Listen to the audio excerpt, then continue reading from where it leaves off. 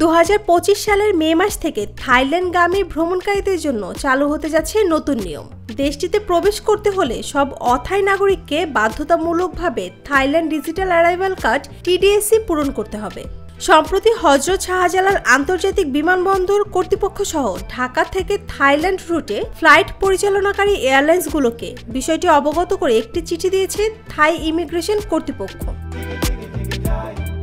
চিঠিতে বলা হয়েছে, এটি একটি অনলাইন ফর্ম যা যাত্রীরা আগাম পূরণ করে জমা দেবেন থাই ইমিগ্রেশন ওয়েবসাইটে। থাইল্যান্ড প্রবেশের কমপক্ষে 3 দিন আগে এই রেজিস্ট্রেশন সম্পূর্ণ করতে হবে। এই নতুন ব্যবস্থার আওতায় বিমান, স্থল ও জলপথ 3 পথেই প্রবেশকারী যাত্রীদের জন্য এই নিয়মটি প্রযোজ্য হবে। অর্থাৎ থাইল্যান্ড যেভাবেই প্রবেশ করুন না কেন, ডিজিটাল অ্যারাইভাল কার্ডটি পূরণ না করলে প্রবেশ পথে সমস্যা হতে পারে। আবেদন করতে হবে ওয়েবসাইটে। থাই সরকারের পক্ষ থেকে বলা হয়েছে, এই প্রক্রিয়া চালু করার মূল উদ্দেশ্য হলো প্রবেশ প্রক্রিয়াকে আরো সহজ, দ্রুত ও নিরাপদ করা। আগেভাগে এই যাত্রীদের তথ্য হাতে থাকলে বিমানবন্দরে দীর্ঘ লাইনে দাঁড়াতে হবে না এবং ইমিগ্রেশন চেকও হবে দ্রুত। এই ঘোষণার পরপরই দেশটির ট্রাভেল এজেন্সি ও এয়ারলাইন্সগুলোকে অনুরোধ করে জানানো হয়েছে যেন তারা যাত্রীদের কাছে বিষয়টি দ্রুত পৌঁছে দেয়।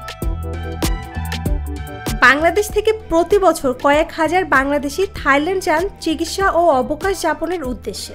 অনেক সময় পরিবারের সদস্যরাও সঙ্গে থাকেন।